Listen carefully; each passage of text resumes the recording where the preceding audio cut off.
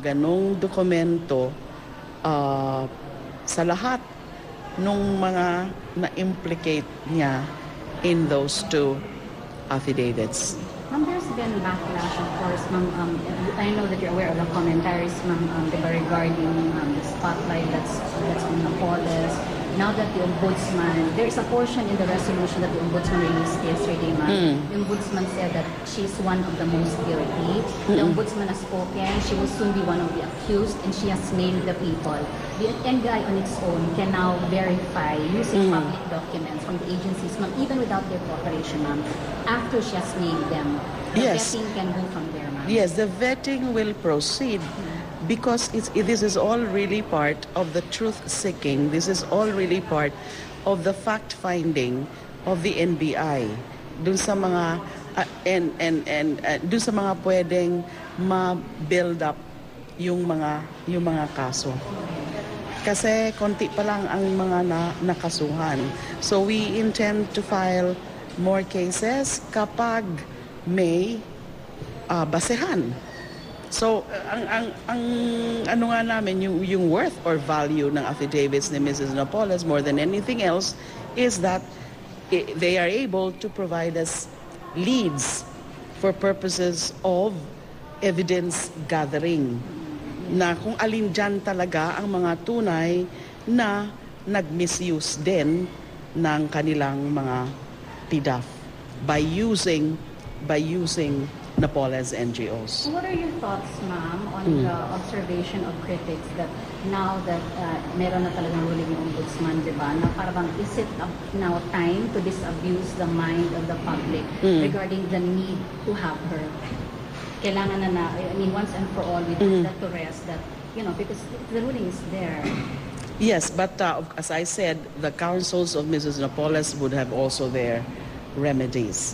I would not know what's going to be their next step with respect to the rejection of the plea of Mrs. Napoles to turn state witness. Kasi sinasabi ko rin po yun noon na talagang ako mismo hindi pa ako kumbinsido na pwede siya na maging state witness. But it would be premature at that point to say so. And also, yung pagka-state witness, that is the maximum, or the immunity is the maximum privilege, quote-unquote, that she would be able to obtain if and when qualified sana siya. If and when ay natapos o matatapos yung vetting process at let's say marami ang na-validate, na-verify dyan sa kanyang mga affidavits, that would be the maximum. But pwede namang ang i-target ng kampo ni Mrs. Napoles ay hindi yung maximum which is immunity. Other options may be sought by them short of immunity. So although this is just an academic discussion, because as I said, it's up to the lawyers of Mrs. Napoles to take whatever remedy they would want to.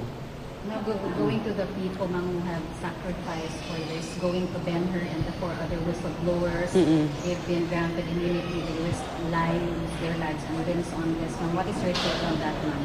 Well, it's of course very relieving, and it's probably a very good feeling on the part of this whistleblowers, sila Ben Hur and company, na, as you know, covered na naman, as far as the DOJ is concerned, under the WPP, immune talaga sila. No, they have been granted immunity by law. The fact that we have admitted them not as provisional state witnesses, but as regular state witnesses, I automatically entitle them to immunity. But because the cases were filed with the Ombudsman, now at least the Ombudsman deemed it fit that they too, the Office of the Ombudsman, also occurred to Ben Hur and company the immunity. Also I would assume, under the Ombudsman law. So siguro yung immunity nila Ben Hurloy and company. So yung naging efforts nila all this time, it's been a very, very long journey for them.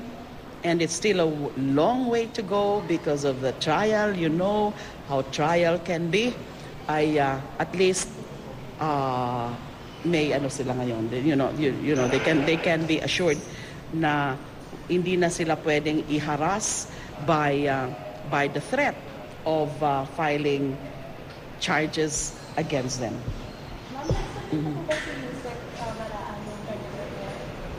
Wala pa yung initial report niya, but we actually released a DO, officially a department order, relieving the NBP superintendent and 12 security guards.